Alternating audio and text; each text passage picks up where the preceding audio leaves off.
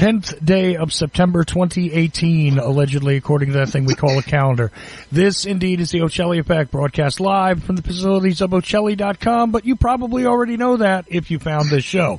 Anyway, here we are. It is a Monday, a moon day. We're beginning our broadcast week, and thankfully we have Jordan Maxwell back with us now. Jordan has been doing this series. We've had a couple of weeks off from it. Last week I didn't even do a show on Monday because I just did not feel as though I wanted to do anything but get Jordan back on. So here it is. I took the Monday off, and there were other issues as well. But anyway, either way, I usually show up for it. We are here on a Monday. Of course, if you go to jordanmaxwellshow.com, that is the only website that is actually Jordan Maxwell's. Okay, just let's keep that nice and clear. jordanmaxwellshow.com. That's where you can go. Now, when you go there, there's a button for the Research Society, and I urge you to click on it and join the Research Society because you'll get in depth with a lot of topics, including the thing that we're covering in this very extensive series, which we're now on Part 8, I believe. Part 8 of the series on religion in general, and it stops when Jordan says we're done, and that's the way it's going to go. We're going to continue on, and this is the 8th part, so here we go. Now, there were 2 weeks off here. 1 week Jordan didn't feel well. 1 week Jordan was off at a conference, so he had things to do. But we have been certainly anxiously awaiting his return so we could continue on. I only have one question in the hopper so far for him. But if you guys want to, in the chat room, or if you're on my Skype list, or even if you email during the course of this show tonight, I will add the question into the conversation. So there you go. Anyway, Jordan, it's a Monday, one day before the September 11th observance, and here we are. Continuing on with this series, how are you, my friend? Well, Chuck, I'm always delighted to be able to talk with you. I haven't been well for some time, and I really got pretty sick the last couple of weeks and so many other things I had to do, but delighted to be back on the radio with you. And I think I'm okay for the moment. I'm about as well as I can be at 78 years old. But I still am very, very excited about talking to the world about my work and what I have found over the many years of just wandering through this mire and this incredible world that we live in. It's so extraordinary, the knowledge which has been hidden, and which varies, here and there and everywhere. I'm meeting extraordinary people who have been doing research and are very well, what I would call world-class authorities on so many arcane subjects. There are so many subjects people don't even know exist that need to be talked about in public. But nobody seems to know anything about these subjects, so we just miss out on so much. And that's what I try and do, is bring new ideas and some really extraordinary people that I've met, and just air out the ideas that I've heard over the years from all sorts of writers and authors, lecturers and teachers. The world is very, very strange that we live in, and it's getting, I don't think it's getting stranger, but it's becoming more obvious, I think, is what's happening. That people are beginning to awaken to the fact that nothing is what you think it is. The entire world that we live in is based on other things that we don't even know exist. And so we don't know how our world works. Even the Bible has God saying of the Christian people, the scripture says, "My people are dying from a lack of knowledge." And there's another scripture that I think is probably the most important thing I've ever read in the Bible, that says, "Where there is no vision, the people perish." And that is exactly what we are experiencing today. Where there is no vision, the people perish. That's a scripture in the Bible.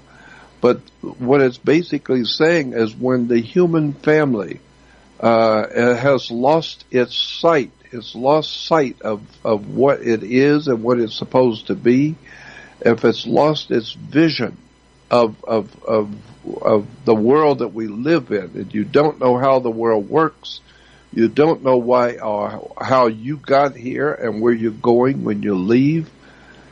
You know, there's so much for the human mind to experience and know.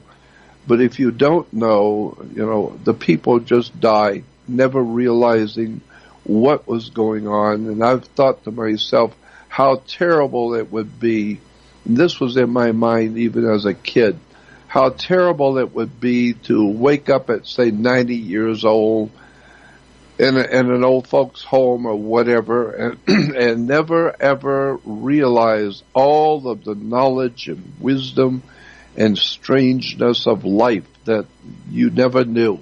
You never knew any of the incredible knowledge that was there for you to learn, you know, from the solar system and how it works, to where humans have come from, the ancient and prehistoric history of the world and the earth that you live on. There's just so much that we really don't know and don't see and don't look at. So that's why the scripture really hits me, that where there is no vision, the people perish.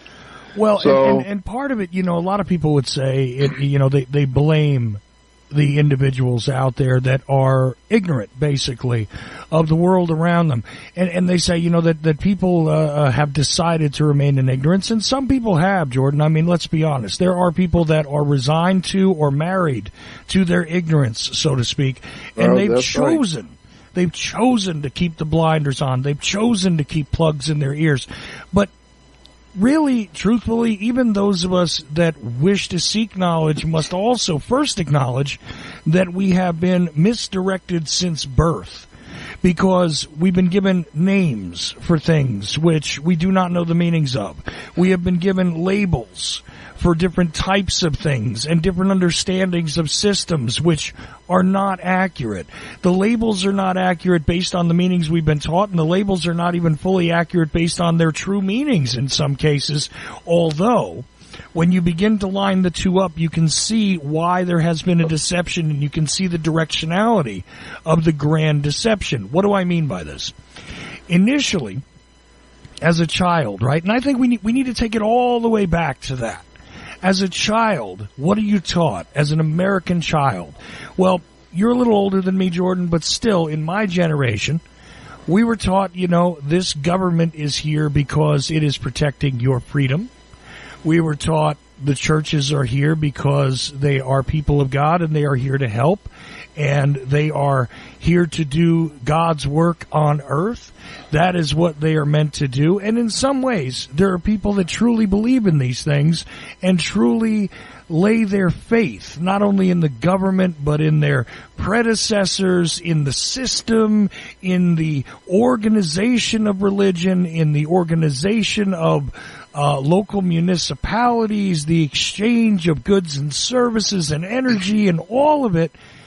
But the truth is that even the language we're attempting to use to decipher the system around us was already preset to be turned against us, to be weaponized, if you will. It's almost as if everything in the world, whether it be a benign description or an ethos, it doesn't matter. It's all been weaponized to be turned against anyone who wishes to walk a clear path, who wishes to do the right thing on earth. It's like it was designed this way, Jordan. What do you say?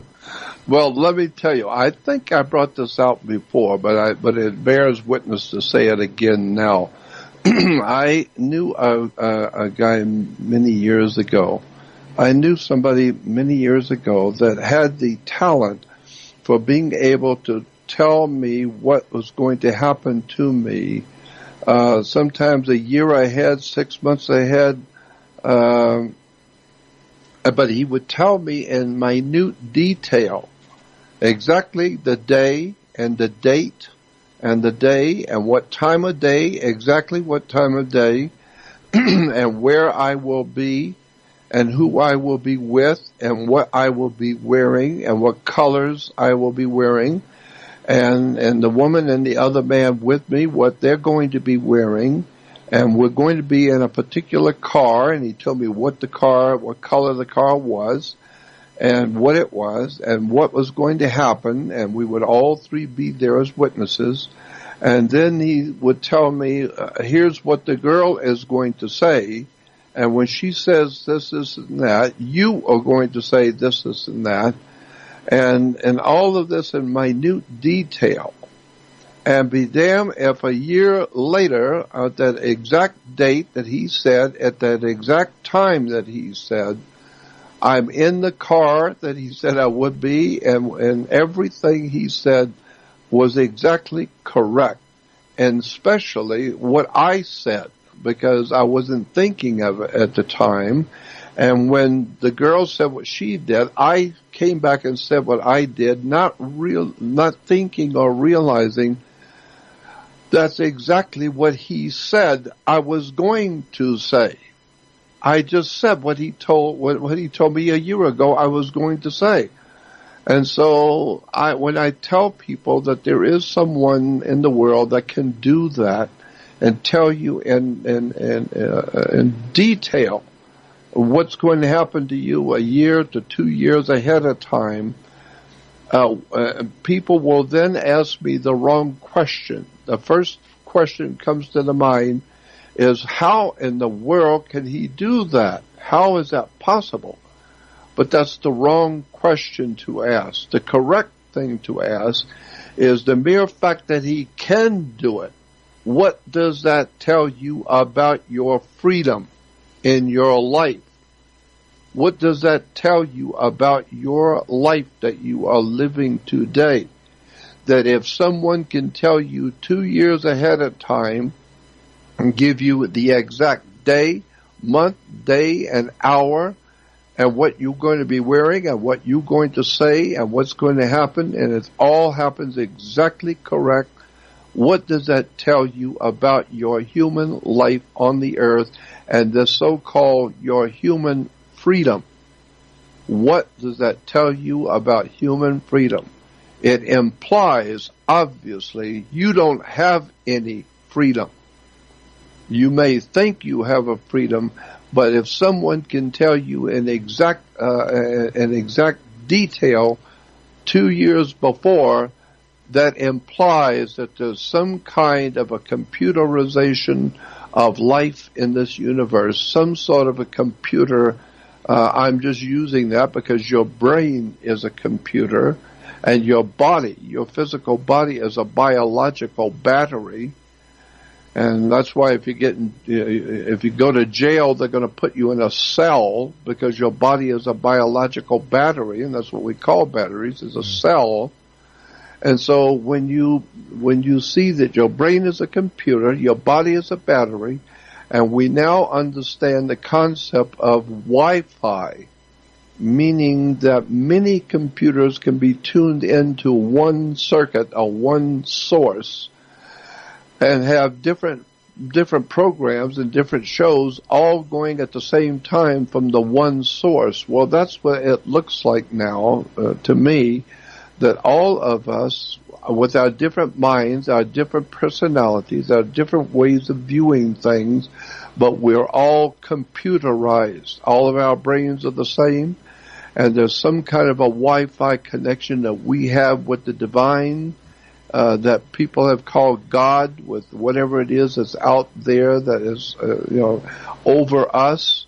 And then when I think about the reaction of, say, fish and birds, how many times have we seen pictures with thousands and thousands of fish in a school shooting along in the water, and all of a sudden they all turn instantly. They all turn and go an opposite way, and then instantly they turn all at one time, and they all turn and go a different way. Well, birds have done that. We see them doing that, where the whole flock of birds will be flying one way and instantly they turn and go a different way together. Everyone made that decision at that very moment.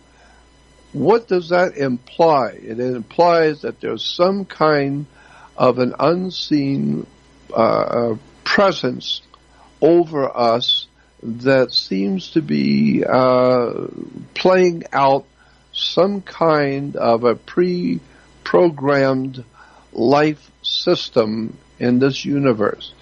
And the more I look at the earth and the more I begin to contemplate all that we see out there in our telescopes of planets, and the planets are all beautiful, but they're just round planets with zero, nothing but dirt.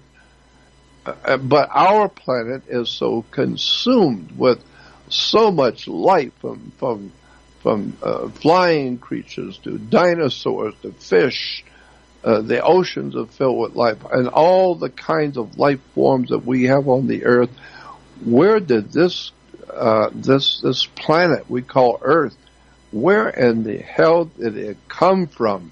And why is it we are so inundated with life forms that are coming and going? I mean, the whole systems of life forms die, but that's all right. It's all right, because whole systems of life form are coming into being continually. So you really need to go back and think about this earth, who we are, how did we get here, and why is it that some people are able to read not only the Akashic record of the ancient past and tell you things, but they can also tell you in detail what's going to happen to you a year, two, or more in the future. What does all of this imply about your life? Well, you know what's interesting here, Jordan, is that there's actually a question and a comment from two different listeners that fit perfectly into what it is you're saying right now. So I'm going to enter those into the discussion. First of all, in the chat room, a regular listener of the show asks, or basically comments that he saw a documentary that implied that herd of deer, actually make a decision by voting, it looks like, at least based on the nature observational show, one of those nature shows where they try and show you what the behaviors of particular wild animals are like. Apparently they appear to almost take a vote before they go running.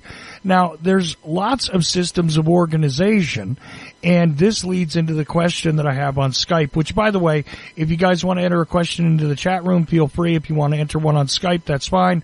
Or email me at info@ocelli.com, and I will read them during the course of this live show and save them if I don't get to them tonight, for Jordan in the future. The question then comes in regarding all the various systems. Now, this is a very long question, but I'm going to get right to the heart of it quickly. Regarding all these different systems and how people interact, and the concept of the quote, Christ consciousness between people, the interconnectivity, that Wi-Fi you were talking about, that natural Wi-Fi. And they observe all this, and they talk about the systems between animals and everything else. But then they ask this interesting question at the very end. What is Jordan's view on the concept of basically this reality in and of itself being a computer simulation? A la Philip K. Dick, this kind of thing is what they threw in there at the end. But that's really what they want to know is what do you think about the idea that we're actually all existing within a computer simulation where perhaps someone on a higher level of it, another simulation has programmed it, or potentially the source, the individual God consciousness has created this entire simulation and all of its complexities, according to a numeric algorithm, and we are all existing in something that could be easily predicted if you can see beyond the code. So that was the question from the listener, and I leave it to you. Well, I think that there is something actually to that. And let me go on to add another dimension to this question. I had a very dear friend when I met him. He was like 80 years old, And I used to go and visit him all the time. He was an old Navy guy. He was a Navy pilot. And when I was talking with him the last time, he was about 93, 94 years old. And we were visiting. I was visiting him in his home, and he with a bunch of other people, and he was telling us about an experience that he had. This is a 94-year-old man, a Navy guy, but he was telling me that he was a squadron leader, I think the term would be, where he was leading a whole group of other planes, and he was the lead captain. And he said we were in the Bermuda Triangle, and he said, and when you go through the Bermuda Triangle, pilots know, and everybody else who's done it knows, that your compasses immediately, once you enter the Bermuda Triangle, your compasses do not work correctly. They immediately your compass turns to true north, not magnetic north. Magnetic north is the way compasses work. But when you go into the Bermuda Triangle, for some reason, compasses point directly to true north. And he said, but he was leading a whole group of planes. They had one, and he was the leader. And he said, and I told my co-pilot to take over. I was going to go back in the bathroom, and I was going to take a smoke and whatever, and then I'll come back. So he said, so I got up and left the plane to my co-pilot, and I went in the bathroom. And he said, when I came out, I was in a different plane, completely, totally different plane. And he said, and everybody, all the guys in that plane, I recognized from it was an old airplane I was in. And he said, and their uniforms were old, military uniforms. And he said, I was absolutely floored. He said, I had no idea in the world what was going on. I'm in a different plane. And he said, then they looked at me and immediately grabbed me, thinking that I was a stowaway, even though I'm wearing my uniform. They can tell that I'm a captain. And he said, and they brought me up to the captain of that plane, and the captain jumped at me and said, what are you doing on this plane? And he said, I'm placing you under arrest. He said, and we'll deal with you when we land. And he said, and I told him, no, this is my plane. And he said, no, you're in my plane. He said, and I looked at the plane and realized I don't know how to fly this. It's an older model, and I don't know how to fly this thing. But I'm in this guy's plane, and it's all military, and so was I. And he said, and so I went back to just wait until they land, because I don't know what to say. I don't know what's going on. He said, so I went back into the bathroom, and I came back out, and now I'm back in my plane. And he said, all I'm telling you is that at 94 years old, I'm telling you the truth. I was in another man's plane. I was in another plane completely, and somehow or another that happened in the Bermuda Triangle. And so I'm thinking to myself that I've heard all the stories from all the different experts about the different dimensions, but I have myself personally seen things from other time periods, from prehistoric time periods, with my own eyes. I have seen things which I know existed millions of years ago. But I saw them just like they were right there in your face on the day I saw them. And so I know that there's some kind of a connection that we have in our life today, that there are other dimensions which are existing all around us. And of that, there is no doubt in my mind whatsoever, because I've seen too much. I have heard too much from other people who don't know each other, and I've talked to people around the world, and I've heard so many stories of people who are in this dimension but experienced something in a dimension which was 1 million years ago. And so a classic example is the day in Los Angeles that it had been a rainy week, and I knew that the air would be very clear. And so I got up very early in the morning, and I drove up to the Griffith Park Observatory, which is on a high mountain overlooking all of Los Angeles in California coast. And I went up there because I realized it's going to be crystal clear and beautiful, and I want to see Southern California, early in the morning when the sun comes up. And I parked the car, and I was the only one. I was the very first one when they opened up the road to the observatory. And I seemed to be the only one there at the time. And so I walked out to the observation deck overlooking Southern California by myself. And I'm standing there looking as far east as I could, way out into the east, which was out by San Bernardino, which was, I don't know, maybe 50 or 100 miles out from Los Angeles. And there was some really heavy white clouds out there in the horizon. And I saw a little black dot on that cloud, and it was very distinctively little black dot. And I thought to myself, anything that I can see from out 50 miles away as a black dot must be big. I'm wondering, what in the world am I seeing that far away? And so I stared at this black dot, and since there were so many white clouds between L.A. and San Bernardino, I could watch it as it was coming toward me. And as it got close to Los Angeles, as it came in close, it came right over my head, and I was the only one there, but I saw a pterodactyl. This incredible bird was so enormous, so huge. I recognized it instantly. I know what a pterodactyl was supposed to have looked like from all the artwork and etc. And so this thing was enormous. It looked like a 747, but it was not flapping its wings. It wasn't flapping its wings. It was caught in the stream of air and going extremely fast. It passed over me like 4 to 5 times faster than a 747 would. But it was enormous in size, and it went straight out toward the ocean, towards Santa Monica. And my mouth was open. I couldn't believe I'm seeing a pterodactyl.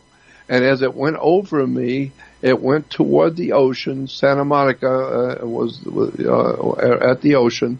And I watched it as it was going towards Santa Monica, and there was a heavy cloud mass out over the Pacific off the coast of Santa Monica, and out of that heavy cloud mass, 5 other pterodactyls came out, one by one. They were following each other. The first one came out of the cloud mass.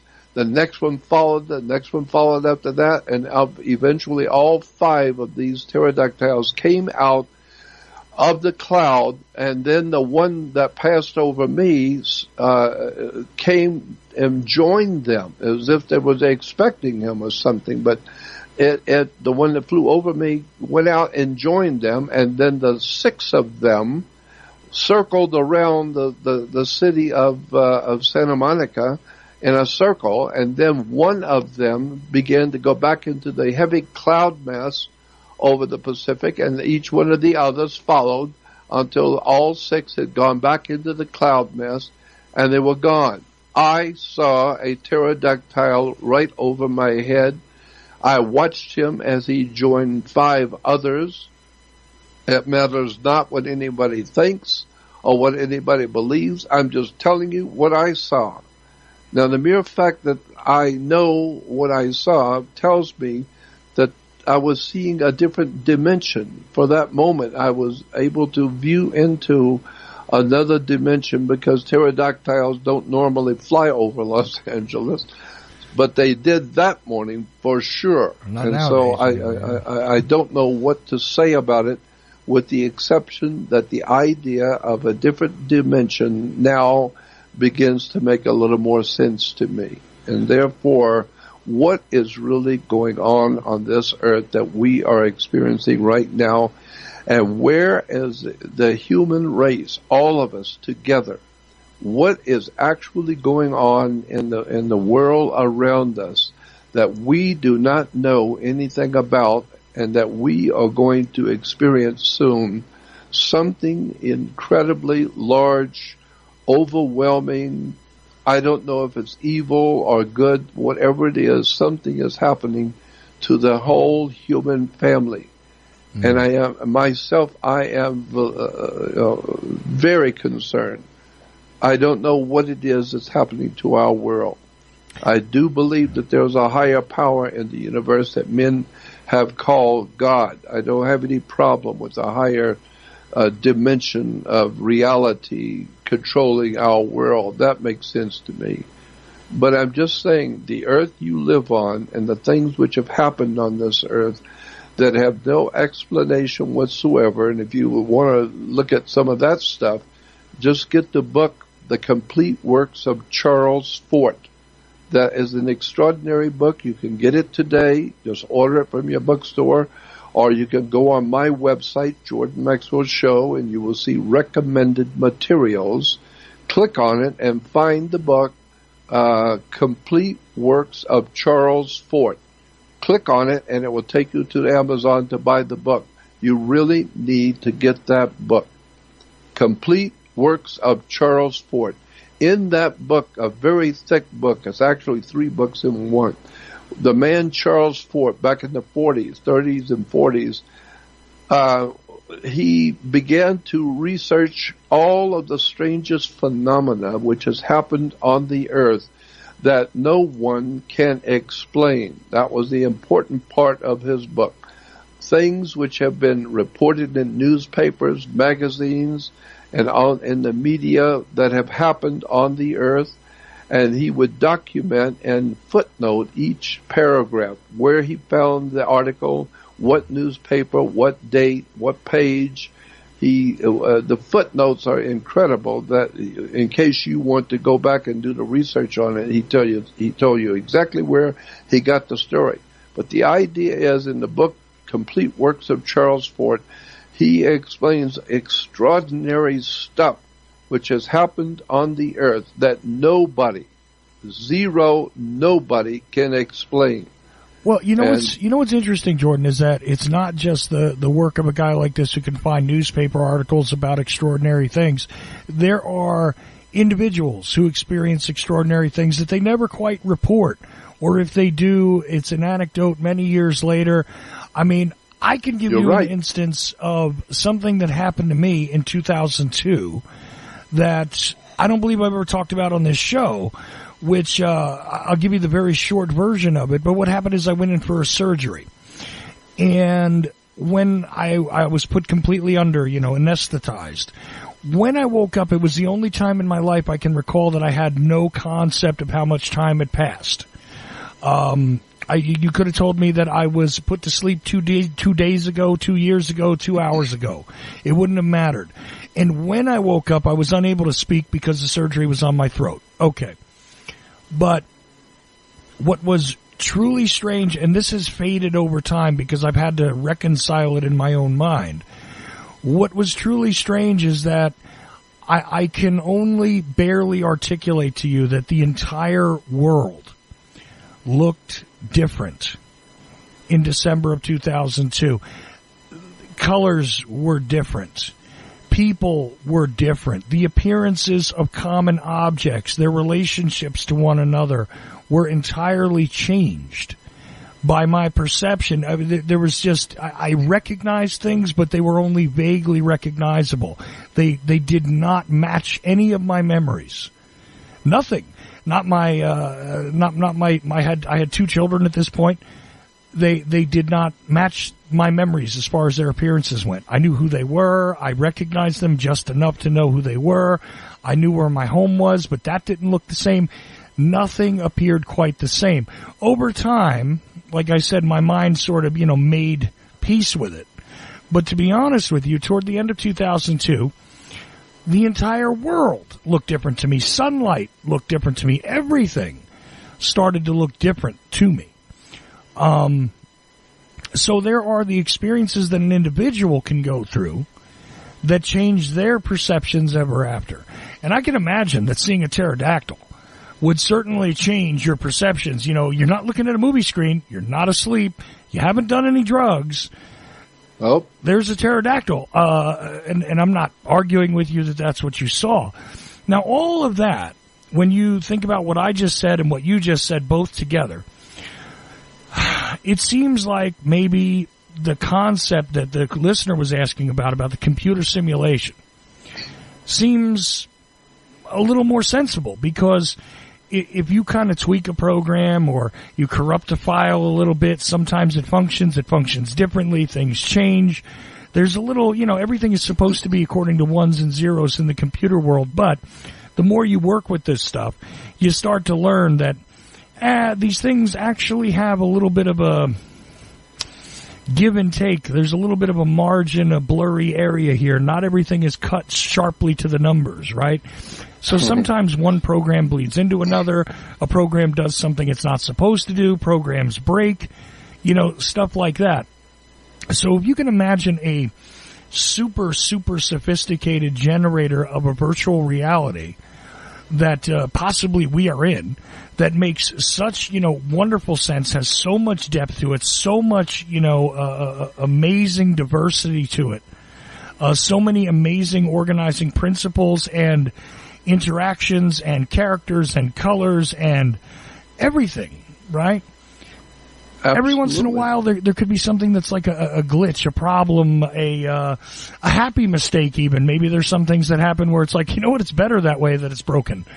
And I'm not saying that I absolutely agree with the idea that we're living in a simulation, but I certainly can't discount it. And it sounds to me like you're saying basically, listen, I don't have proof that that's the way it is, but I don't think anybody could prove to you that that's the way it isn't either, right?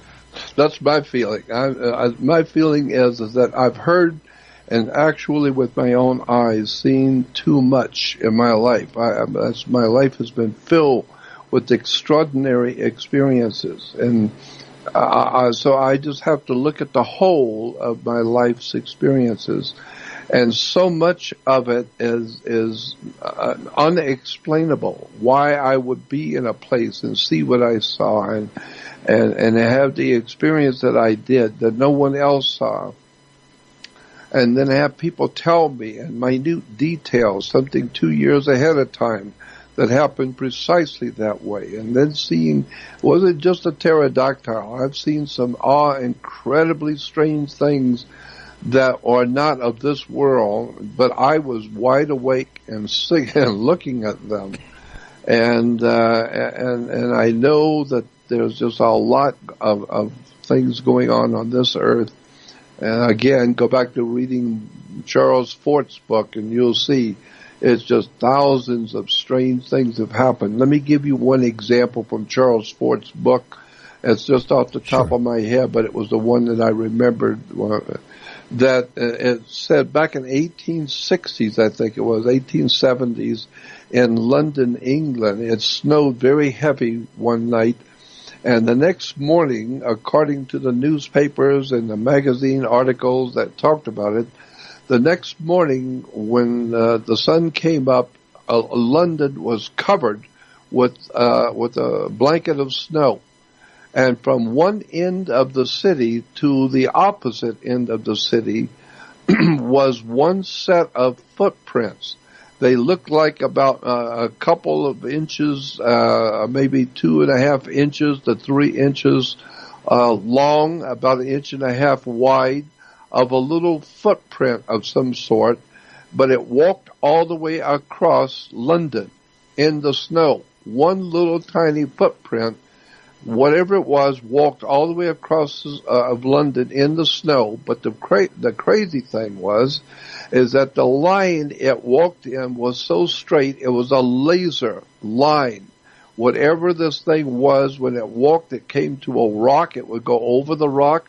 If it came to a house, it would go up the side, go under the eave, walk across the roof, walk down the other side of the roof, then down.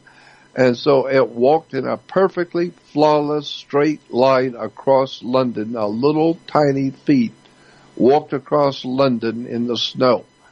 Now, what caused it? Nobody knows. How do you explain it? Nobody has in court and could explain it. It's just there. Now, what are you going to do with it? Another story that came out of Charles Fort was about a city that and this is a long time ago I read this, but it stuck with me, that there was a city in California, in mid-California, in this little Mickey Mouse town in mid-California, twice in history, in the 1800s, there would be a crystal clear day with not a cloud in the sky, sun's out, and huge boulders weighing tons apiece. Some like 1 and 2 tons apiece, huge rocks and boulders would fall out of the sky onto the city. But it would take all day for them to fall. They weren't falling at a normal rate of speed. You could sit there and watch them all day coming, and they would take a long time till they finally came down. And just as they would touch the earth, they would begin to bury themselves in the earth, and the dirt and the earth would blow up around it as it was, being impacted by these boulders. And when it was all over and it's all settled, the boulders were sunk into the ground as exactly the way they would be if you had dropped it out of a plane or a helicopter, whatever. It was dropped into the ground just exactly the way it would be. The dirt was flown around it just the way it normally would. But it would take all day for these boulders to come down, and people were standing and watching them fall out of a crystal blue sky, period. And then when I talk about little stones, no, we're talking about boulders, big ones.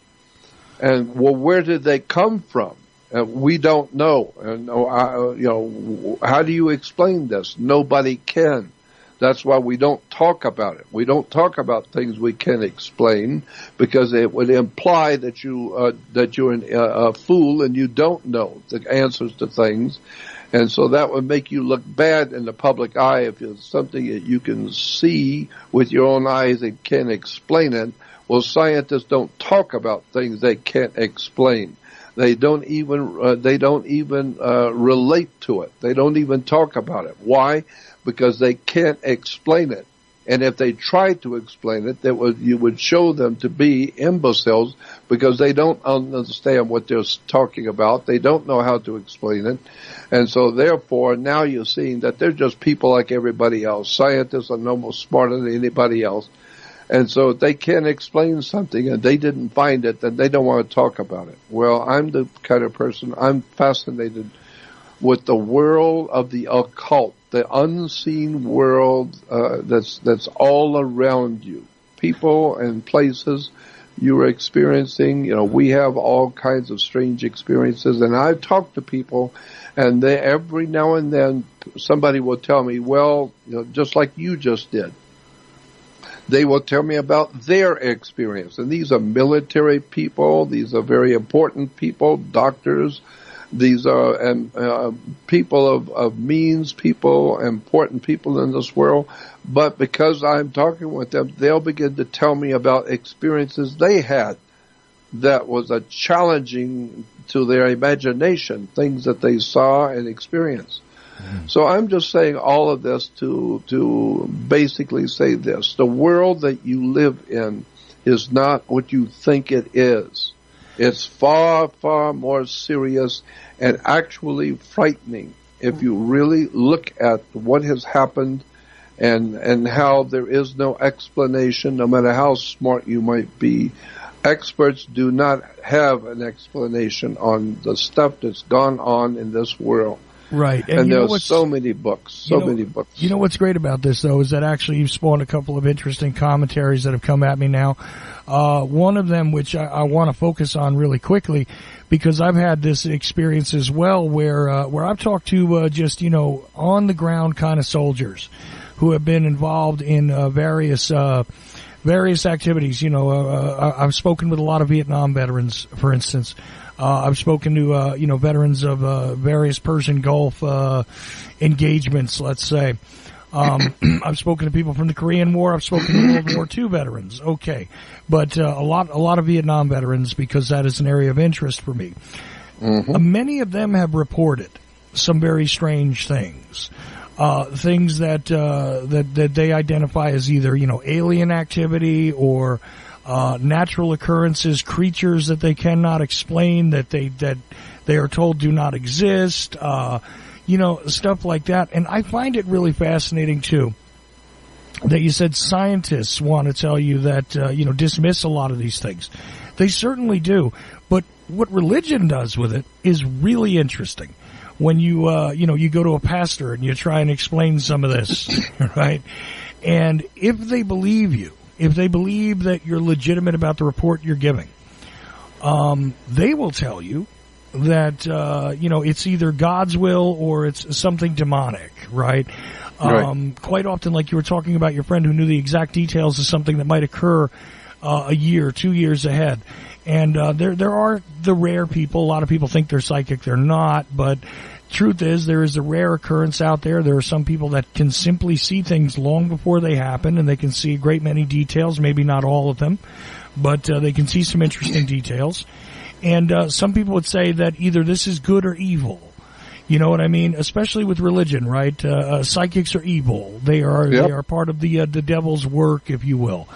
And they would tell you that perhaps you saw that pterodactyl because you were in an area where there's a great deal of evil. So this is part of the devil's deception and things like that. And at the end of the day, if they think that something is benign or at least is not directly harmful or they can't really tie it to the devil, then they'll just tell you it's God's will. But the truth is that they don't have any more or less of an understanding of this esoteric stuff than the scientist does, really. No, a scientist can debunk, a scientist can debunk a lot of things, and people do make up stories. People have imaginations. People take drugs, where they go somewhere else for a little while, but it's not really this reality, and things like that. But the truth is that religion as it stands, organized religion, seems to be there to get you to stop asking questions as opposed to answering them.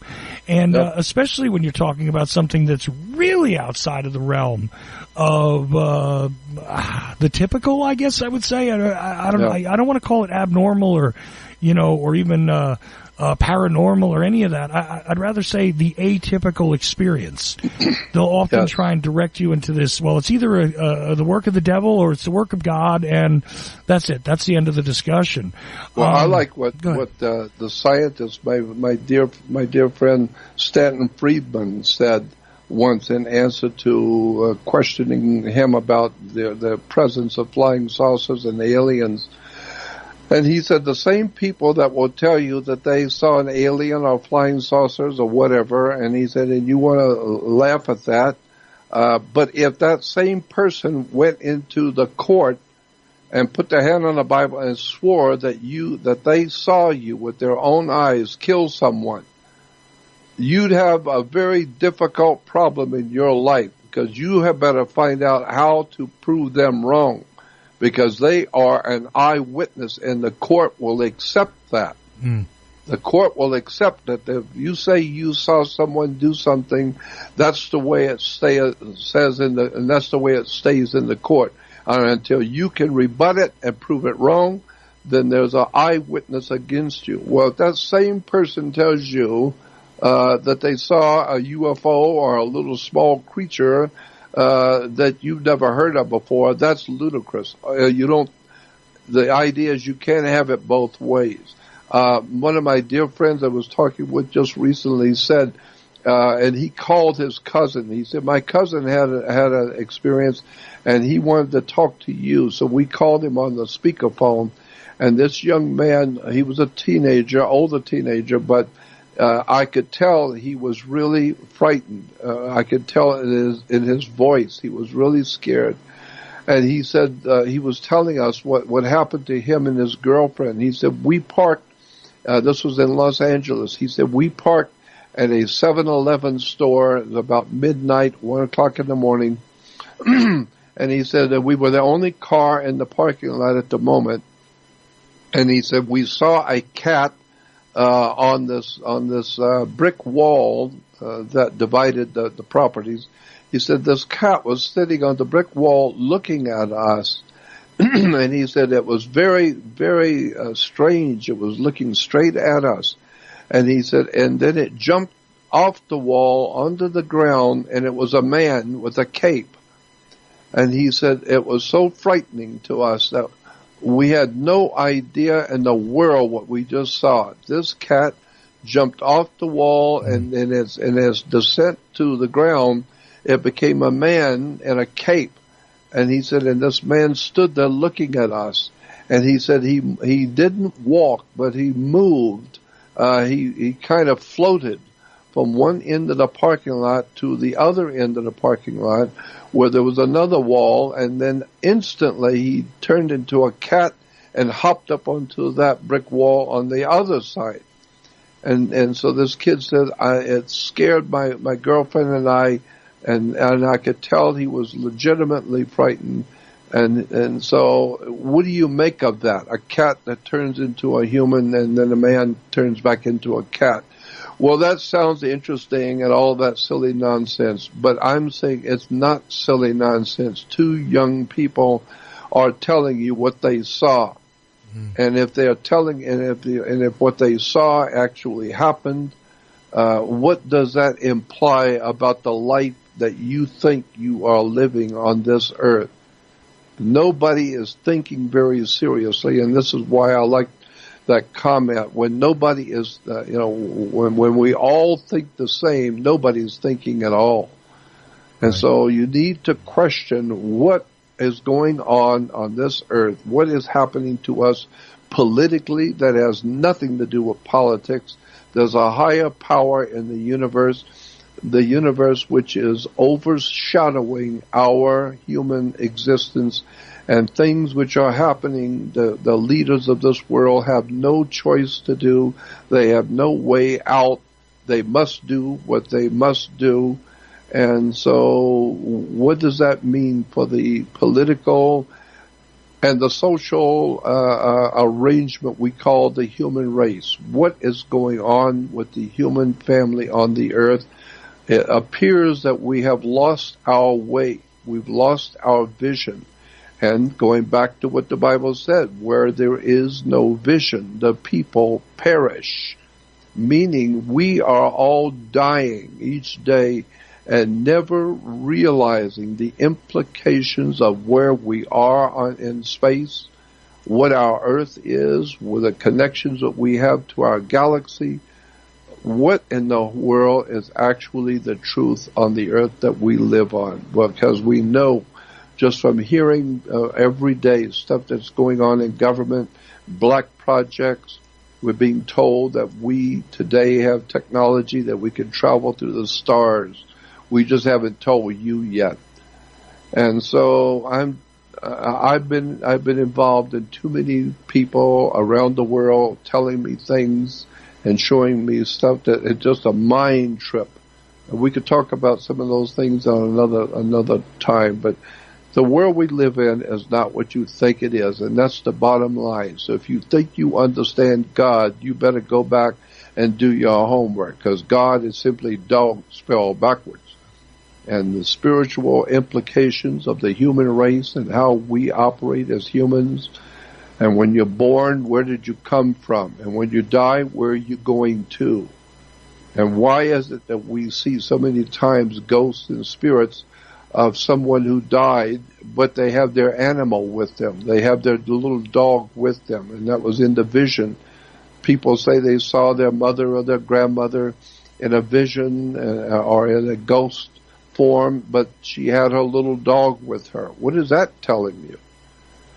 So I'm just saying we need to back up and realize that the world we live in is far stranger than you imagine, and you better start looking at it intelligently and realizing something is happening to the human race, and it's going to be involving the United States and us as a people, and what's coming to our country, and who is in control of the destiny of our people of America. Where are we going as a people? Mm-hmm. What is happening to our country and to our young people and to the human family itself? I believe we are in a very, very dark and serious time of finally beginning to wake up to the reality that is so far above our heads we don't even begin to know. And that's why I think the stuff that's happening, I see happening in our country today, something is going wrong. Something bad is something's wrong with our world system, and it's falling apart.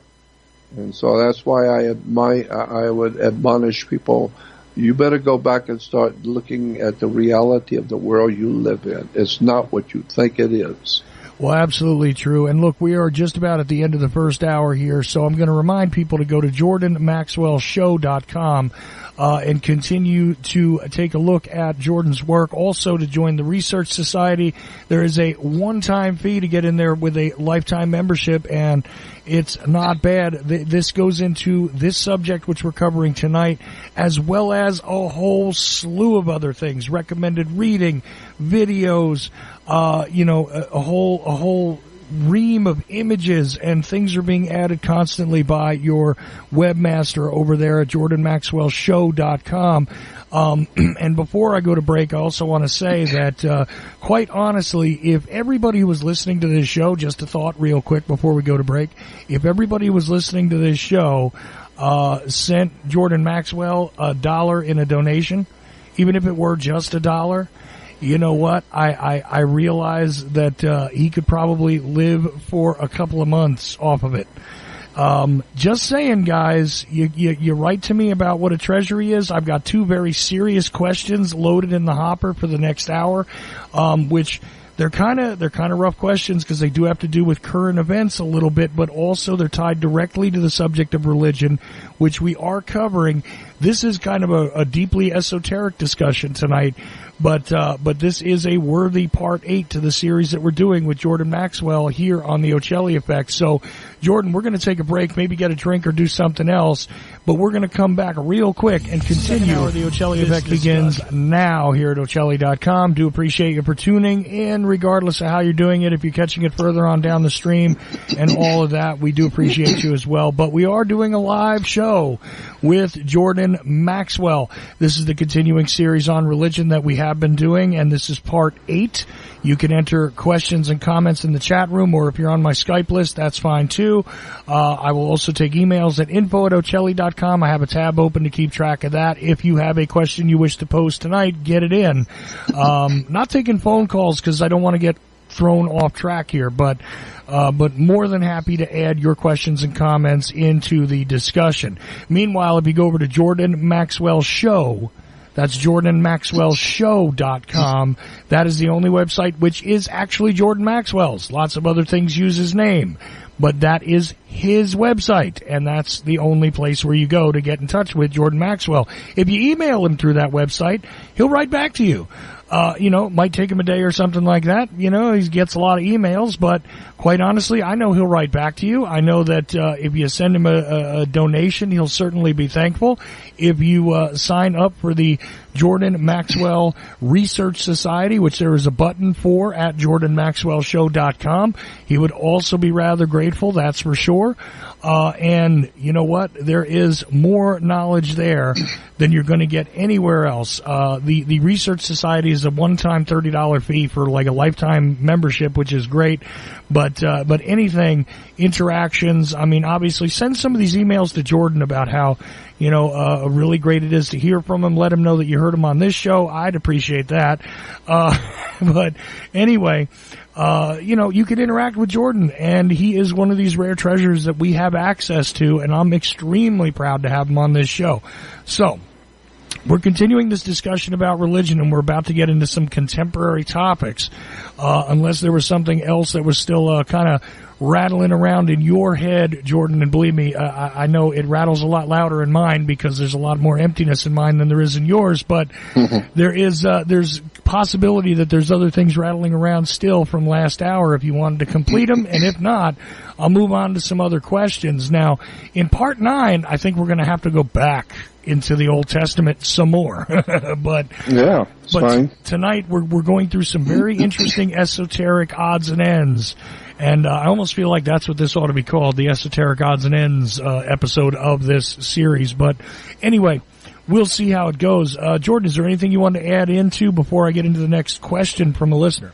Yes. When you have, especially Christians will volunteer that what I'm talking about is demonism and devil worship, etc., and that all of these silly things that I talk about, seeing pterodactyls and all of this is a bunch of foolishness or demonism or devil.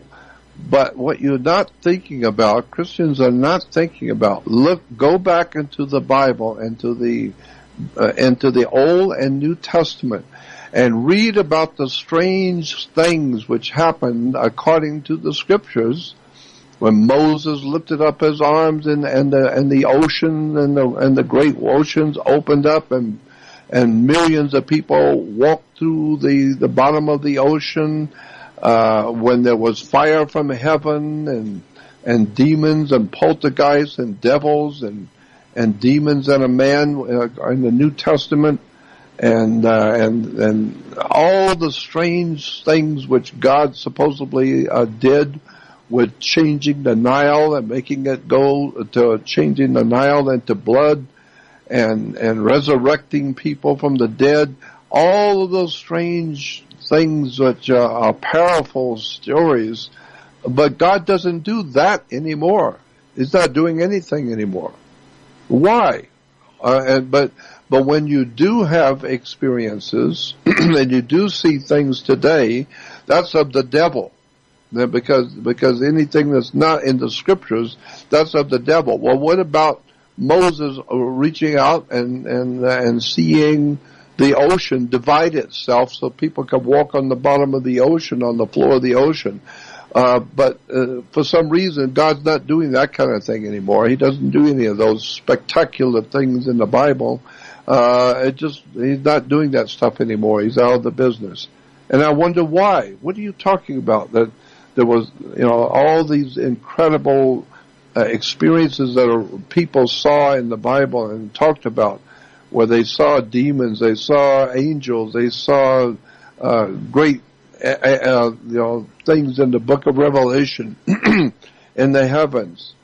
And you talk about the signs in the heavens. Well, yeah, there are 12 signs. They're called the signs of the zodiac.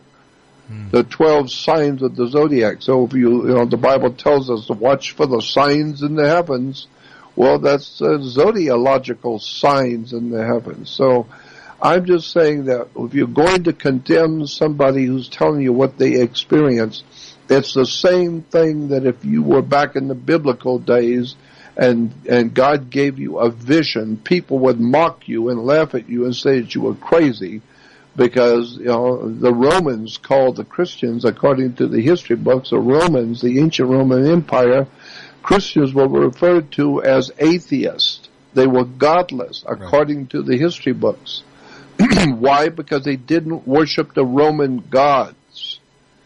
And if you don't worship the Roman gods, you're obviously an atheist. And therefore, when you begin to look at Christianity in its very beginnings, Christianity was nothing but a retelling of a religion that was already in existence in Rome. In the Roman Empire, there was a religion called Mithraism. And Mithraism was the main state religion that almost all Romans belonged to and accepted as the major theological truth of the day in the Roman Empire was Mithraism. Well, Mithraism later on mutated and it became known as Christianity today. But go back and read the history books. I don't write history books. I just read them. Go back and read the history of Mithra. And you will begin to see Mithraism was the beginning of Christianity and the ancient Roman Empire. It's an extraordinary story about the coming down through history, march through human history of religion and philosophies and ideas about the divine presence in the universe that men have called God. I mean, there's all kinds of gods and belief systems that have developed over the tens of thousands of years ago. And I am totally convinced that all of these ideas have been given to us by higher extraterrestrial minds that have been feeding us these ideas. There's a scripture I found in the Islamic what's the name of their book again? The Quran? The Quran, yeah, I'm sorry. I'm getting old and I've got too much stuff going on in my mind. But in the Quran, as God says, I'm just paraphrasing. I'll have to find it and give you the exact scripture, but it says in the Quran, we, W-E, meaning more than one, we have given you your religion. We are the ones who came down and gave you your religion. Right. We. And I'm thinking, what do you mean we? We have given you your beliefs and your religion. That's in the Quran. Well, it's obvious somebody higher up is communicating with us, with humans, and they're telling you, if you're reading the Quran and you think you know about God, well, we, W-E, more than one, we gave you your religion. We are the ones that came down and gave it to you. See, but well, if that's the case, you better go back and find out who's we. Well, that would be a good idea, but you know, there's something to be said here, because look, there are those that believe that there is one chief deity, right? Regardless of how many gods or whatever angels are below them, so on and so forth. There's a hierarchy. They come to this conclusion that there's one God, you know, and the one God, let's just go with their premise for a moment. The one God created everything. The one God gave you a tree. It doesn't necessarily mean you know what to do with it, by the way. Okay, you could turn it into a book. You could turn it into shelter. You could just make it grow. You could let it flower and create fruit. Who knows? There's lots of things you could possibly do with that tree based on what's been placed here. Your life itself has been given to you. But here's an interesting thing, and I want to pose my own question, but also bring in the question from a listener with this. And I pose this question to many an allegedly learned person when it comes to religion. The idea that the one God, okay, and I don't believe that there's one, by the way, but okay, put my beliefs aside. The idea that this one God created all things. They'll tell you that it's in the scripture they created all things. I could tell you that scripture says Elohim, which means a plurality. But anyway, let's just take their premise at its face. If they created all things, then they also created everything that you think of as negative. They That's also right. created, you know, if heaven was created by God, so was hell. If That's right. the great representatives of love and truth and the holiness, the sanctity of life were all created, so was death, so was decay, so was disease. All of it goes back to the same author if you believe that there is only one author of all things which are part of life. Well, what's interesting to me is the question that's posed by this listener, and this does get into contemporary issues, which I don't often like to go to contemporary issues with Jordan, to be honest with you. But let's do it anyway, because Jordan said he'll answer all questions that are reasonable on here, so let's do it. Right, Jordan? Yep, I guess so. Okay. Evangelicals. These people that are called, quote, evangelicals at this point, they're an interesting lot. they make a lot of moral pronouncements, and they talk about their religion. Now, this is the setup of the question.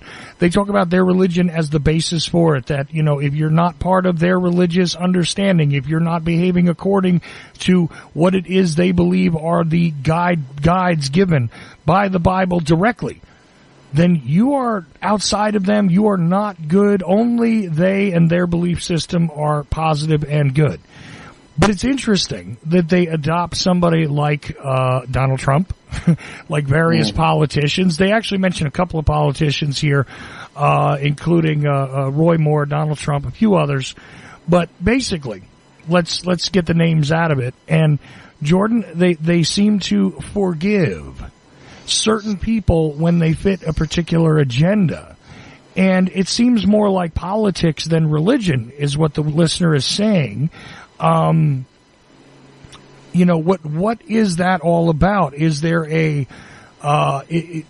scriptural reason for this, is what they're basically asking. Is there something in the scriptures that says, look, as long as the guy is doing part of what you want, you can forgive his evil ways, but judge everybody else harshly because they're not doing your bidding, is basically what the questioner is asking here. They wrote a very long piece here, but that's what it boils down to, is, this idea of, we can forgive you if you're doing some of what we want, but if you're not doing something according to our agenda, then we wish to condemn you, to interfere with your life, and to judge you. What is the place of judgment for man in the equation of religion, is the bottom line question from the listener. Well, first of all, if you go back to the book of Isaiah, I think it's about Isaiah, I'm not really sure which chapter, I think it's 51, but it's in the book of Isaiah, and you can find it on the web, where God says, I have created all things. I am all things. I create good. I create evil. I bring life. I take life. I create murder. I create death. I create life. I create good. I create evil. And I create justice, but I create crime. And so the idea being, if there is one God, period, over all creation, then whatever is in creation, that God created it. And so if we have demons and devils, well, where did they come from? Well, God created them. But people do not ask the right questions. I've been asking Christianity for years. What about all of these questions you've never been able to answer? I mean, you talk about that God loves us and God is protecting us, etc.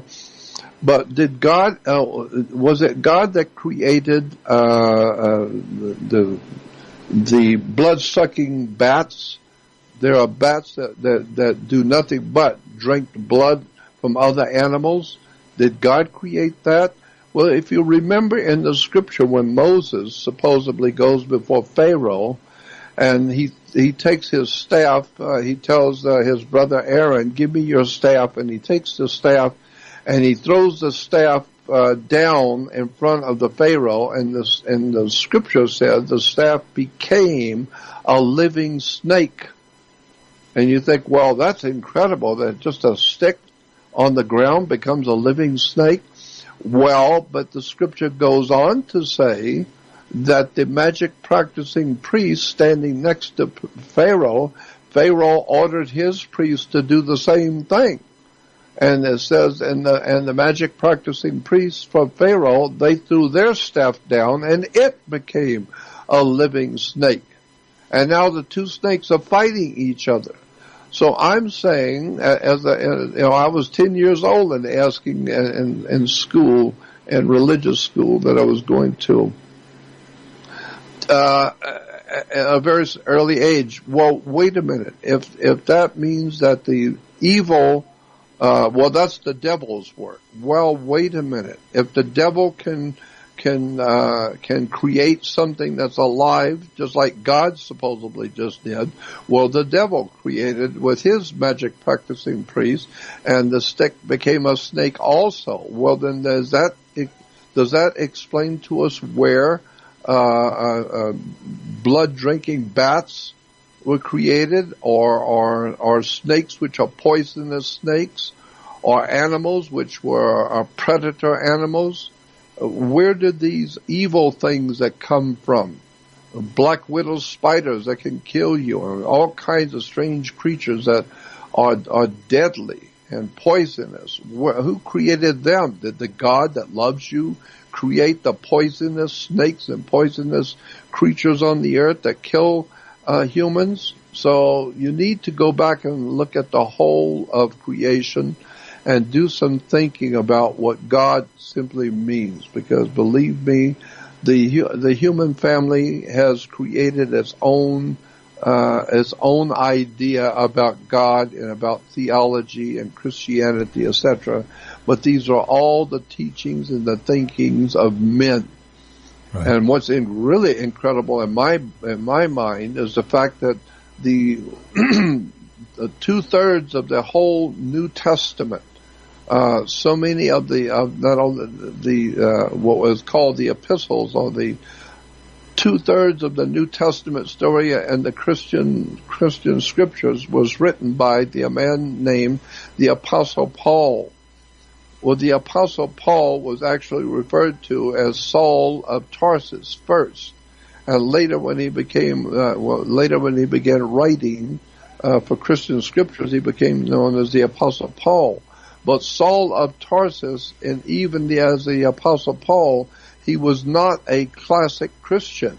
He never saw Jesus. He was never taught by the apostles. He had nothing to do with the original Jesus.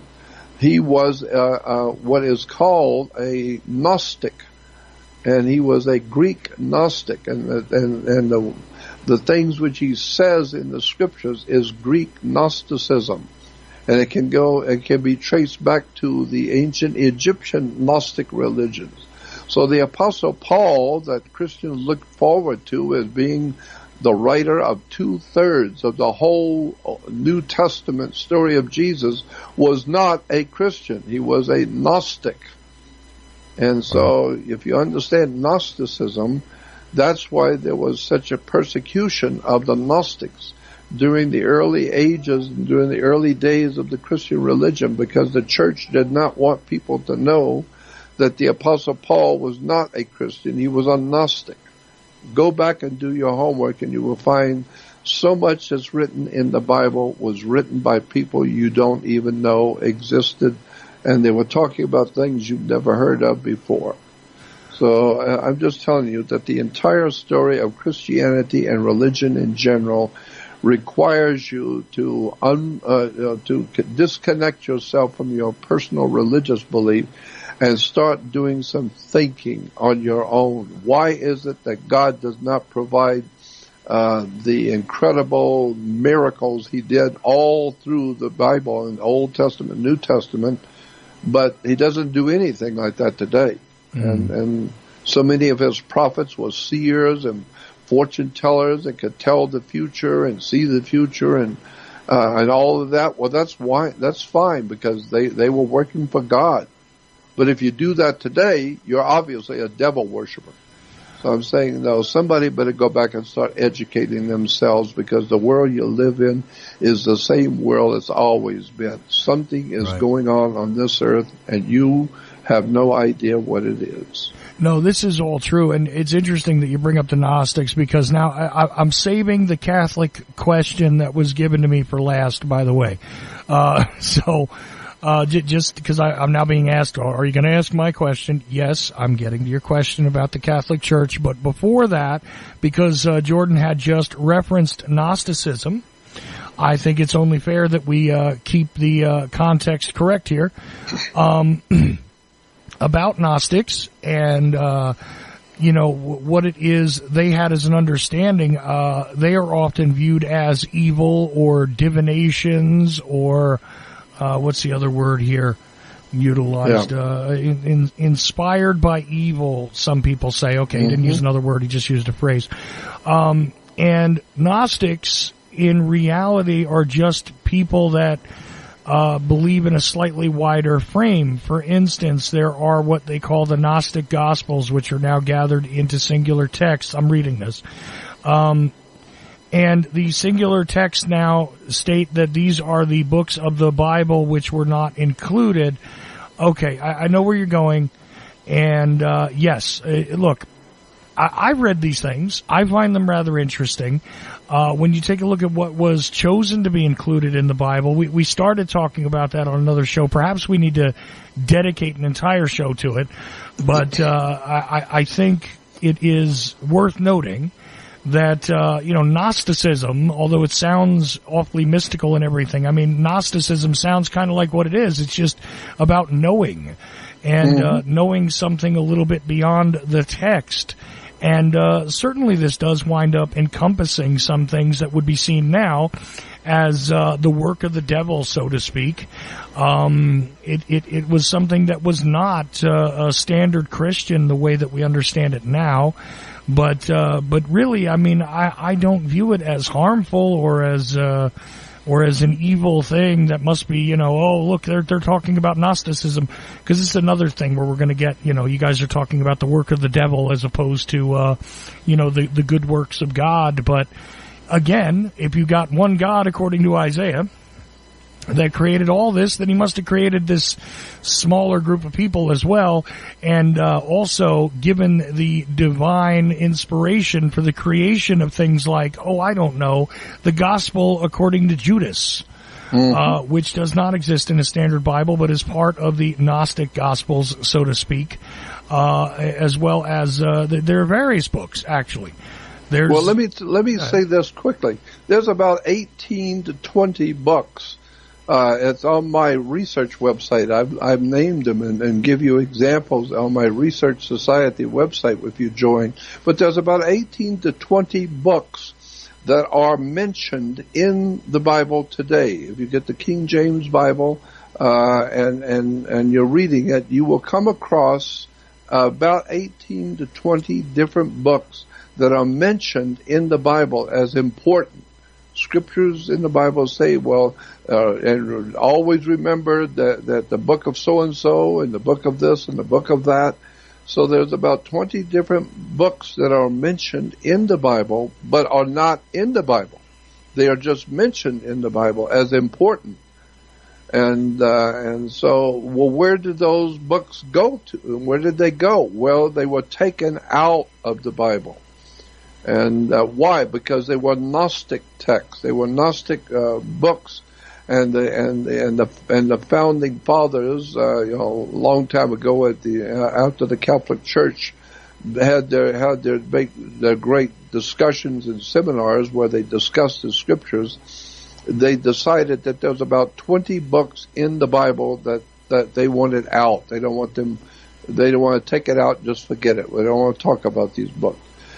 But the books are mentioned in the Bible as being from God. They are godly books, but the church has taken them out and do not show them. Well, the original King James did not have the book of Revelation, which it does today, but it did have the Gnostic Gospels in it. It did have the 18 different books that are not in there today. They did have it in the original.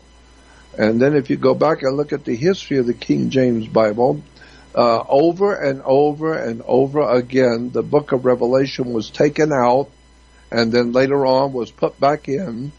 No, later on it was taken out. No, later on it was put back in. Back and forth, I don't know, maybe 8 to 10 times. The book of Revelation was taken out of the King James Bible because they said it was nothing to do with Christianity at all. It has nothing to do whatsoever with the classic Christianity. So we take it out of the King James. And later on, a few years later, they said, no, this is obviously from God, so we put it back in. So the book of Revelation itself has been taken out and put back in at least 8 to 10 times. And there's about 19 books that have been taken out, period, that nobody knows about, but they're actually mentioned in the Bible. So I'm just saying, go back and do your homework if you want to talk about religion. No, absolutely. And Even today, the Catholic Bible actually includes some books that the King James, the regular King James Bible doesn't, right? That's right. So those are the Gnostic Gospels. Yeah. Yeah, some of them. But there are many more, quite honestly. And, so there it is. And you could find a book on them, but of course, if you want to study them, you can check out the Research Society at jordanmaxwellshow.com. But anyway, the last question is this, and it's an ugly question, so let's brace ourselves for a second. Okay, so the listener wants to know that basically because there are these constant controversies, which, for those of you on the other side of the pod, controversies, that keep emerging from the Catholic Church regarding, the predator priests, taking advantage of children. Is there something in their literature that, what is the word they're using here? That makes causes this kind of reaction. Yeah, basically that's what it is. Is there something in their literature that makes this seem to be something that won't go away? Is there something in the organization, in the organizational principles that promote this kind of behavior? That's the word he used. Okay, that promote this kind of behavior, because it seems to they point out that although many religious figures are caught quite often in this sort of pattern of behavior, that it seems to be a disease within the Catholic organization, seemingly more than others, and they're wondering if there's a specific reason for that. That's the whole question, and that's based on the fact that during the time that we were off, there was a lot of revelations about thousands of victims, not only in Pennsylvania but in a couple of other states. I know it's gone right down the memory hole once the news is done with it. But quite honestly, if you've been keeping track lately, keeping score, you'll notice that there's at least 2,000-3,000 more victims that have been recognized in a court of law over the past couple of weeks that, again, over the period of the last 60, 70 years were abused by individuals in authority in the Catholic Church. And, yes, the news media covers it for a moment. As soon as it's not shocking to you, it disappears. And then we wait for the next scandal to emerge. But they want to know what your viewpoint is on whether this is something that is built in to the Catholic Church and therefore promotes that sort of behavior. Okay, I have an answer for that. I don't know if you're ready for this answer, but you said it was a very controversial subject. Well, I'm going to give you a really controversial answer. Okay. Actually, if you do the research, if you really sincerely want to spend weeks and months and years, as I have, going through the biblical accounts in the Bible and then looking at the flow of religion from the three major religions, Christianity, Judaism, and Islam, all three are based on a far more ancient religion we call Hinduism. But if you start to look at the esoteric, hidden connections of the belief systems of the three major religions today, Christianity, Judaism, and Islam, all three major religions today are based on the worship of sex, period. End of sentence. And when you begin to look into the biblical dictionaries and encyclopedias and really start to devote years of your life to studying the words and the terms and the symbols in religion, you will find that the all three major religions and probably most of the religions of the world are all actually based on the worship of sex, period. Okay, but Jordan, I've got to stop you here for one reason. But that's a fact of life that can be proven in a court. No, and I believe you, but I got to stop you for one reason only. If I were, now I'm just going to speak from my heart, from my position, right? Mm-hmm. If I were to become obsessed with sex, okay, I would chase women, Jordan. I would clearly just chase women. I mean, this is what I would do. Okay, I'm that kind of guy. This is something else, though, because this is the preying on upon children. And I got to say that, you hear stories about cult leaders, and they take on many wives, and they have, harems, and they have, these group marriages and whatever else. And people do this. They become obsessed with sexuality, and sexuality could be throughout this entire thing, but it almost seems like there's something darker than just that going on, because you hear the argument now and then, well, gee, if they just let priests marry, then they wouldn't have this problem. I don't buy that. No, because there's something worse happening here. If priests became obsessed with sex, and then why is it that there's not a lot of women being preyed upon? Why is it that there's not a lot of, I'm not saying it doesn't happen. It does happen. But what I'm saying is that when you're talking about the preying upon children, victimizing children, that to me is not, it's not part of the same equation as sex being pushed forward. Sex being pushed forward is going to, encourage you to follow through on your already existent proclivities, right? Yep, of course. So what is it? This is a little different, wouldn't you say? I mean, because like I said, if I were, let's just imagine for a moment I was a priest. If I were a priest and I were, mindset, sex, all I would think about is women. All I would think about is how many women I could get, how I could, convince them to come be with me, right. This kind of thing, multiple women, whatever. This is what I would do.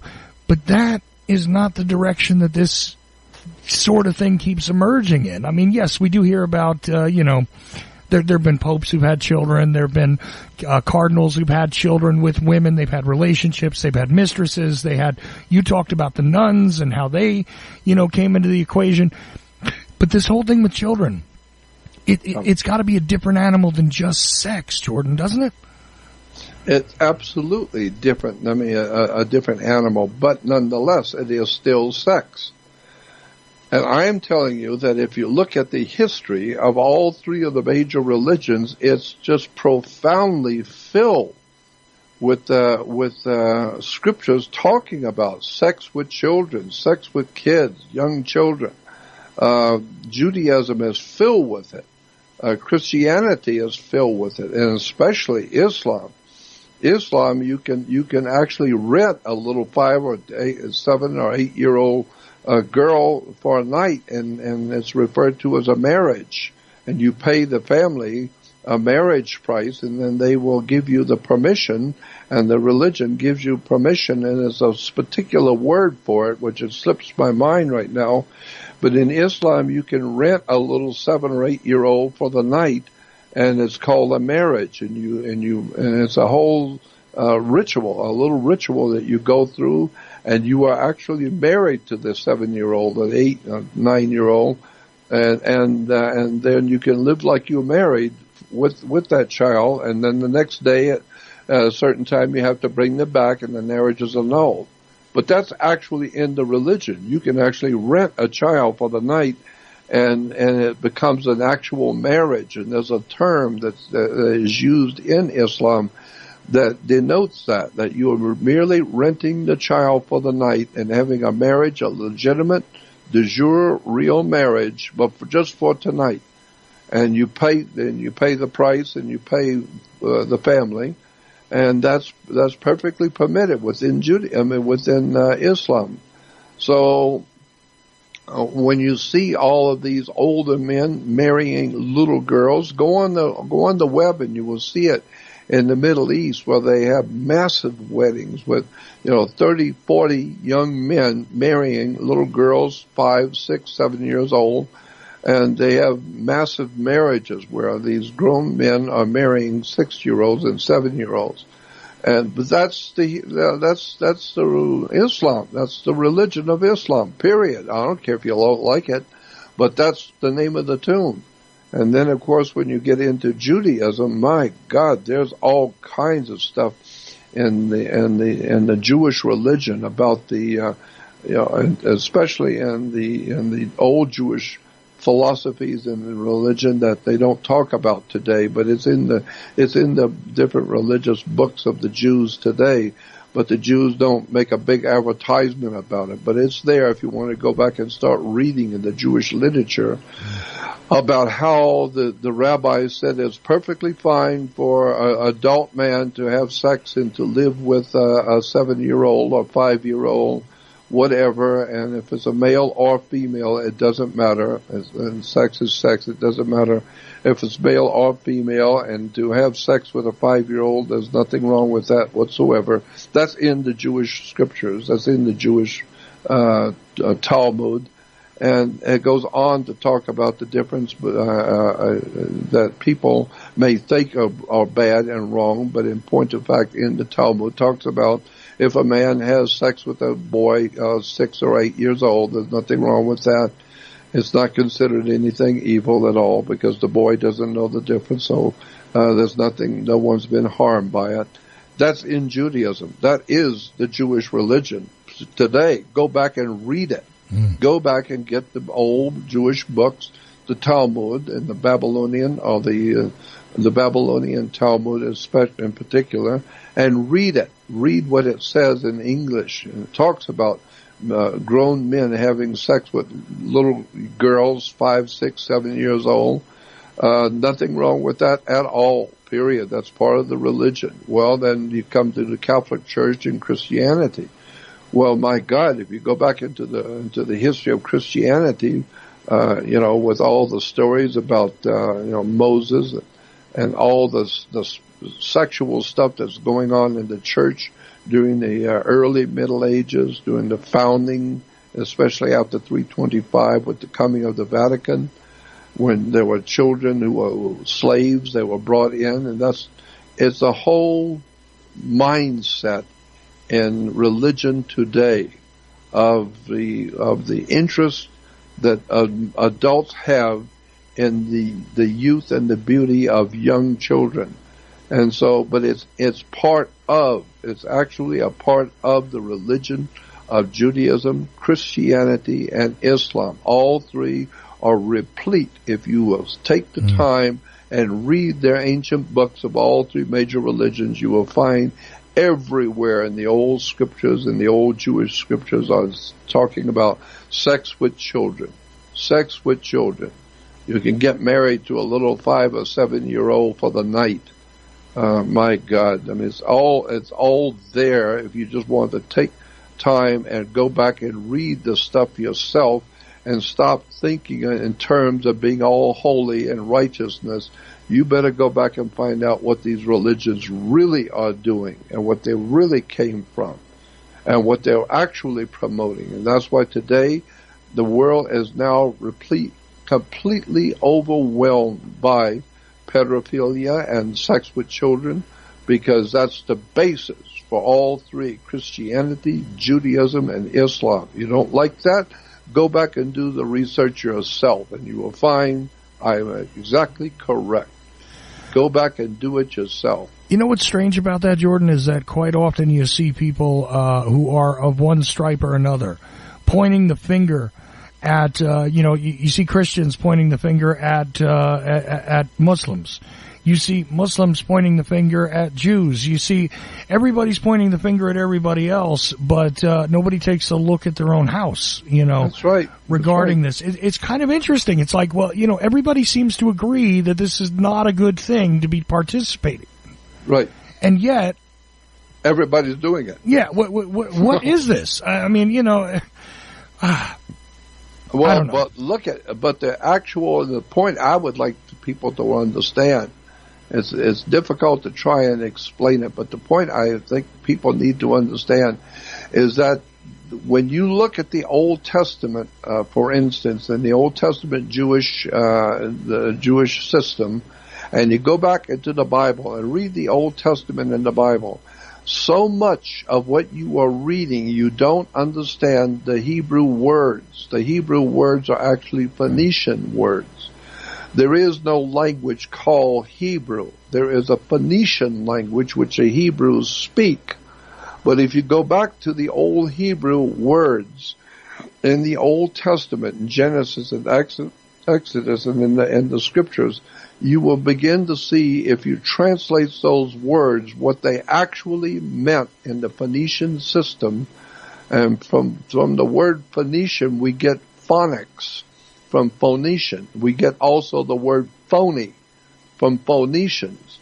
And so if you understand that the language we call Hebrew is actually a Phoenician language, and you don't understand what the words mean, and then you begin, if you do that kind of research, go to the seminary libraries. I mean, if you're going to become a Christian pastor, you have to go to a seminary. We have something called seminaries. Why?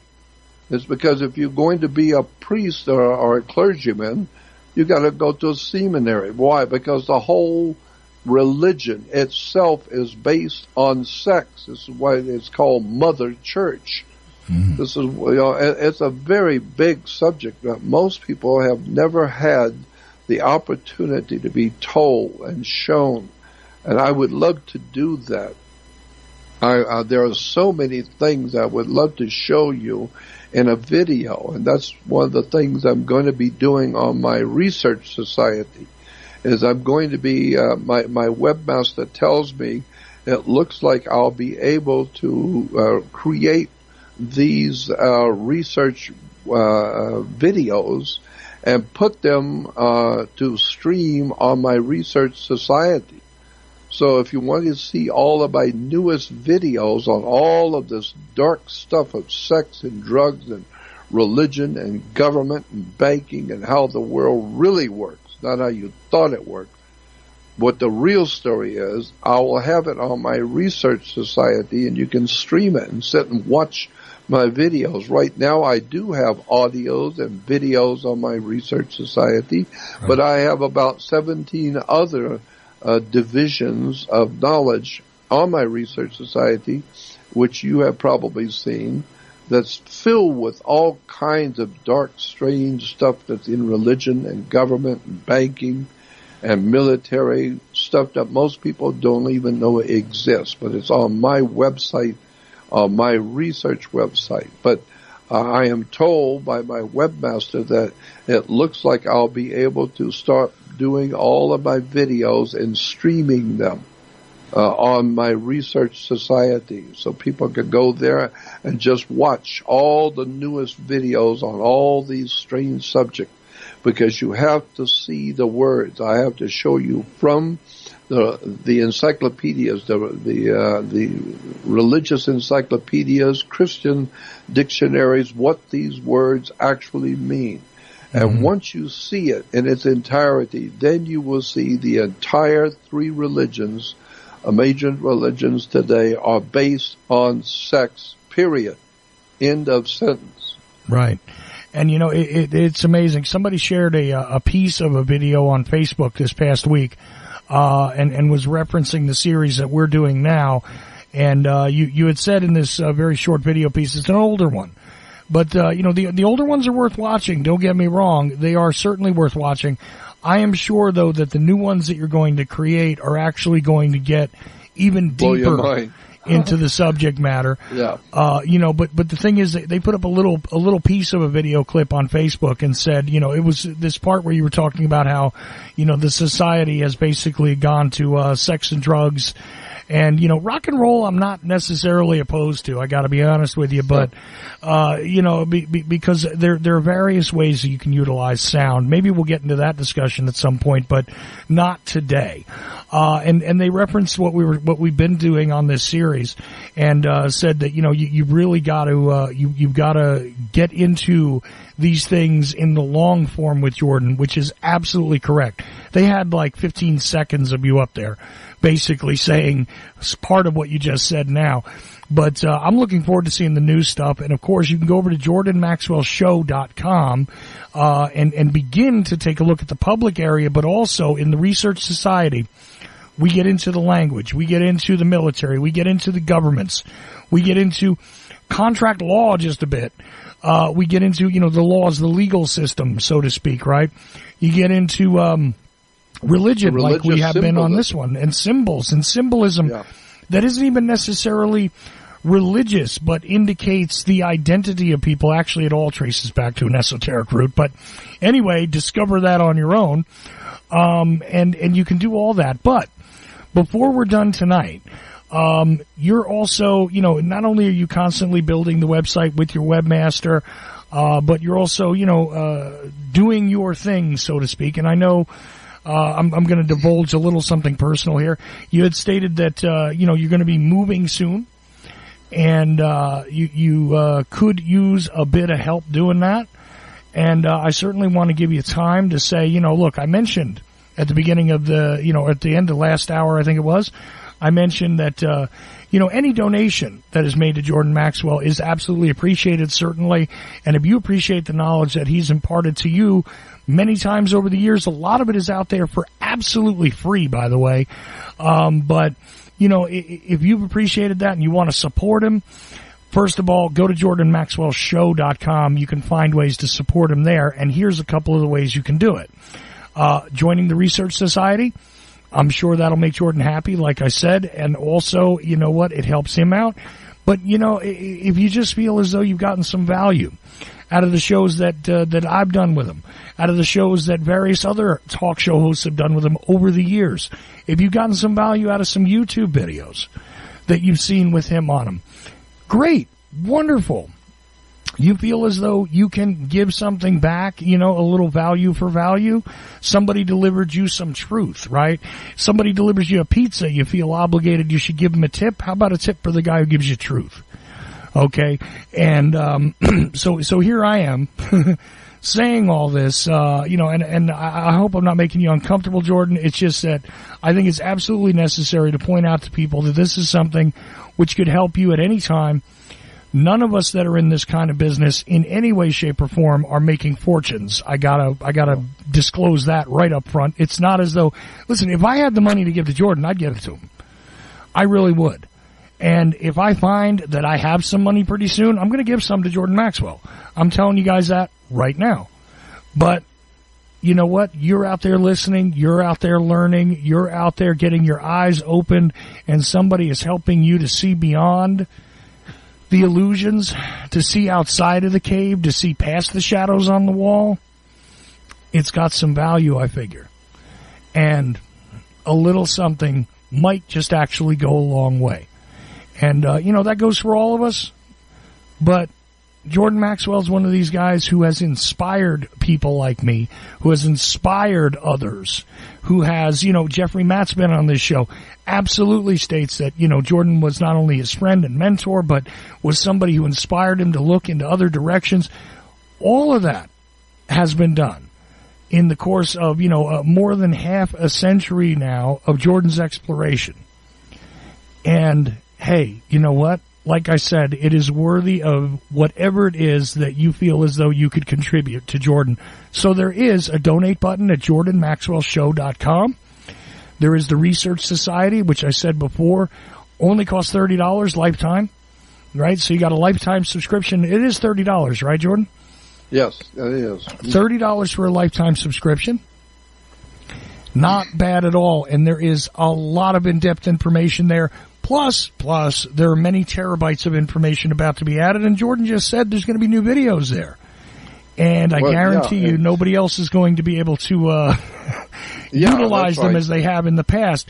So, again, you go to JordanMaxwellShow.com, and if you can find your way to joining the Research Society, kicking in something, sending an email, whatever it is, I'm going to tell you right now, it is absolutely worth whatever value you've gotten from these discussions and the many, many times.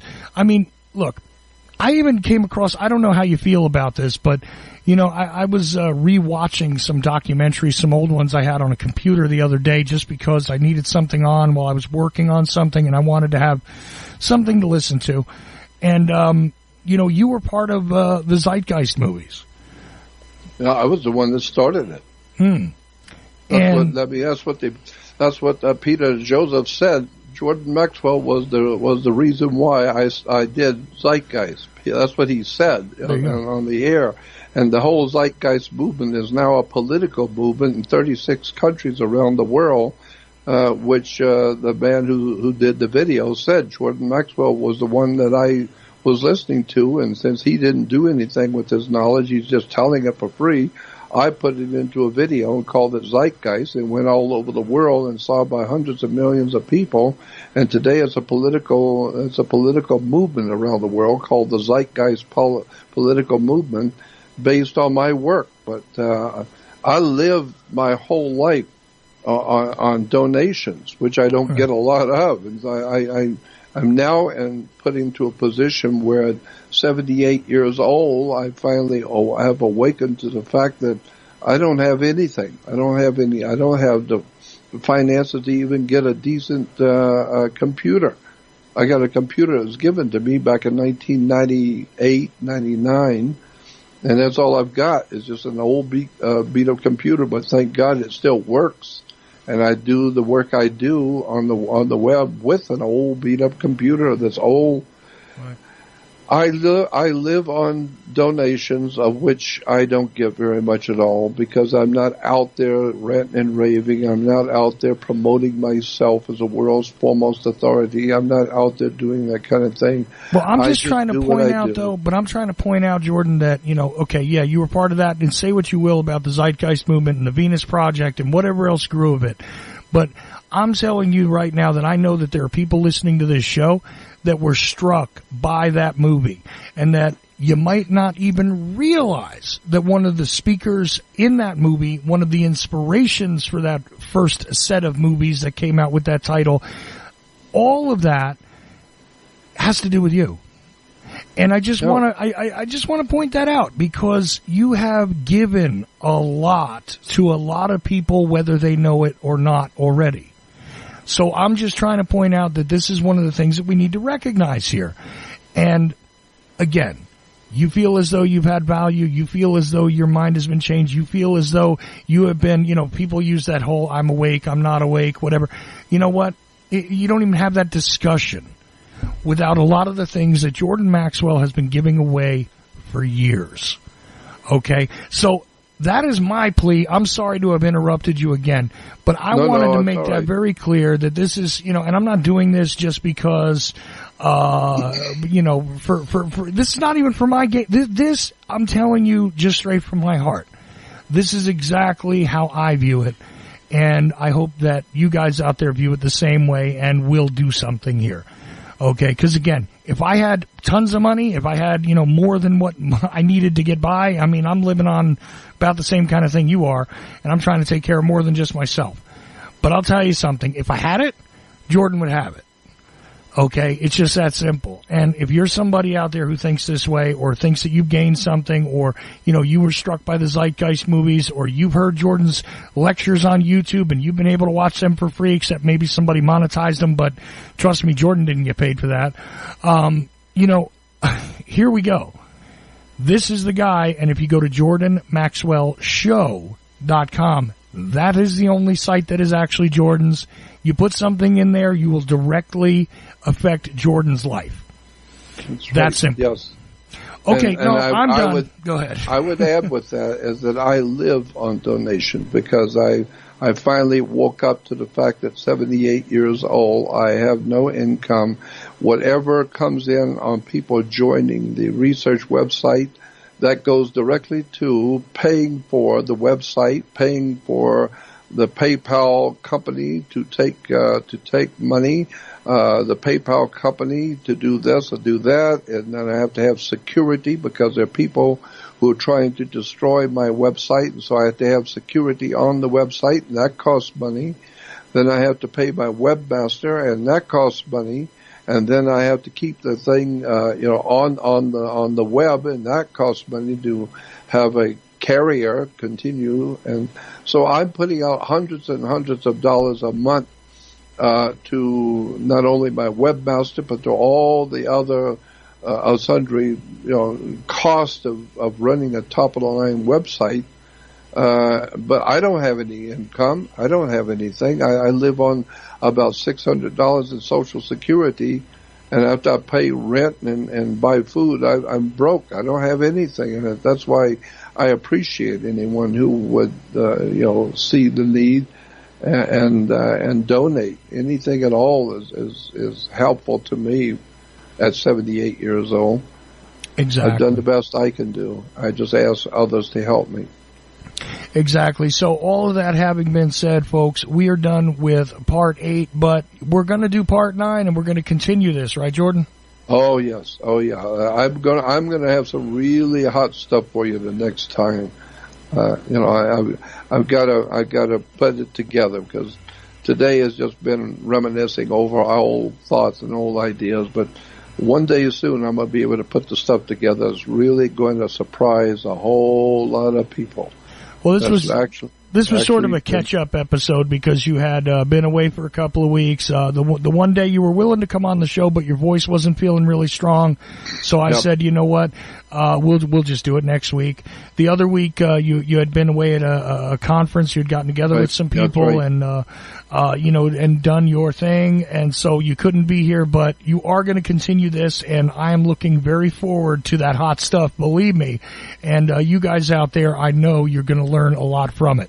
So, the Ocelli Effect is done here for this particular Monday, or Moon Day, as it were, and do appreciate you guys for tuning in. Once again, Jordan Maxwell was with me, and this was part 8 of the series on religion, which will continue here on the show as long as it takes to get it done.